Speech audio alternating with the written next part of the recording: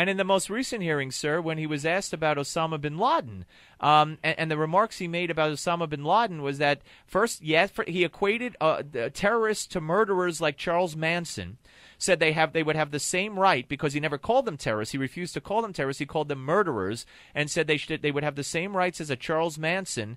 And then when it came to Osama bin Laden, when he was asked would Osama bin Laden have the same rights, he said yes, but he said don't worry, he's going to be brought back in a body bag. Now, is it the Attorney General who makes the policy as to whether or not they shoot to kill or take alive an Osama bin Laden, or isn't that the military? It is the military, or it's the CIA if they happen to be the people who capture him. It certainly is not the Attorney General, number one. And I don't know that he was actually stating policy so much as stating his expectation.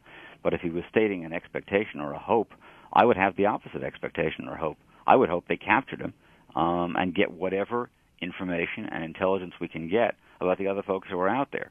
I mean, this is not about Osama bin Laden.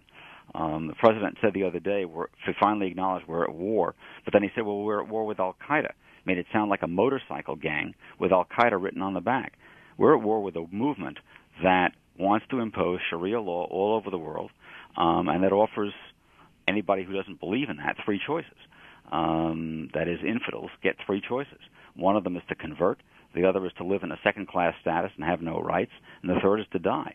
So I don't think we would find any of those choices palatable, but I think they have to recognize who they're at war with. All right, I got one more for you, sir, and that is the argument from the left and the argument from the administration and the Justice Department is these military, these civilian courts are appropriate because, look, it worked, and then they bring up that they say 350 cases, and of course there just a few of them were actual terrorists, and they point to Sheikh Omar Abdel Rahman and Jose Padilla as places where the civilian courts worked in the fight against terror. Now, you presided over those cases. What do you say to those claims? I say they're wrong.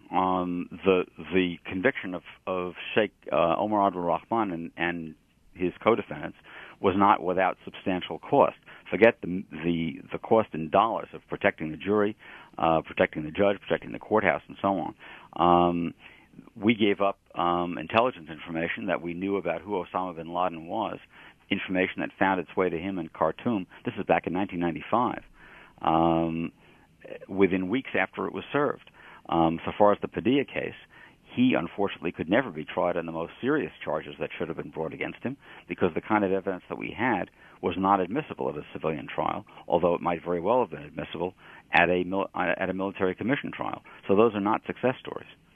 I know I said one more, and I promise I'll let you go. But when you watch, without talking about your successor by name or particular, when you head an institution like the Justice Department and you leave and you see the 180-degree turnaround in the way things are handled, especially something as important as the war on terror, how do you handle that personally?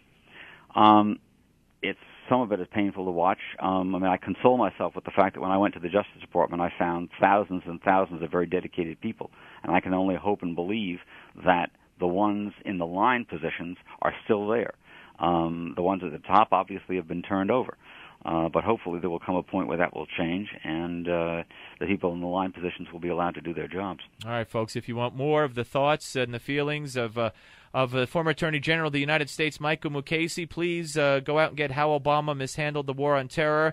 It's a broadside, which is a very small paperback-type book.